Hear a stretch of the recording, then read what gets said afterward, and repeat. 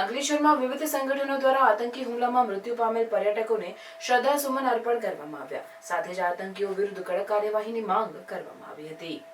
જમ્મુ કાશ્મીરમાં પર્યટકો પર થયેલા આતંકી હુમલાના વિરોધમાં ઠેર ઠેર પ્રદર્શન યોજાઈ રહ્યા છે, ત્યારે અંકલેશ્વરમાં પણ વિરોધ પ્રદર્શનનું આયોજન કરવામાં આવ્યું હતું.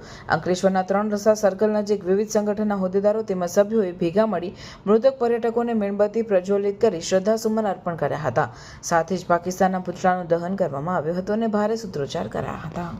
જે આતંકવાદીઓએ પહેલગામમાં આવીને ઇન્ડિયાના ભારતના જે પણ લોકોને પાછળથી આવીને જે ઘા કર્યો છે એને અમે સખ્ત શબ્દોમાં અહીંયા વિરોધ કરીએ છીએ અને અમે સરકારને પણ કહેવા માંગીએ છીએ કે ભારતનો એક એક નાગરિક અને એક એક છોકરો અને એક એક માતા બહેનો બધા તમારી સાથે છે. પાકિસ્તાનના ચિત્રા ઉડાવી દો અને એમનું નકશામાંથી નામ ગાયબ કરી નાખો એવી આજે અંકલેશ્વરના સૌ યુવાનો, માતાઓ, બહેનો તથા સૌ વડીલોએ અહીંયા આવીને વિરોધ પ્રદર્શનમાં ભાગ લીધો હતો.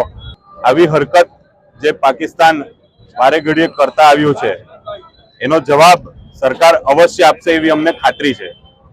સાથે સાથે હું સરકારશ્રીને અને બધાને બાહેધરી આપું છું કે જ્યારે પણ આ યુવાનોની કે અમારી જ્યાં પણ તમને જરૂર પડશે ત્યારે અમારા અંકલેશ્વરના યુવાનો પણ તમારી પડખે ઊભા રહી અને તમામ કાર્યવાહીમાં સાથ આપવા આ દેશવાસીઓ તમારી સાથે છે.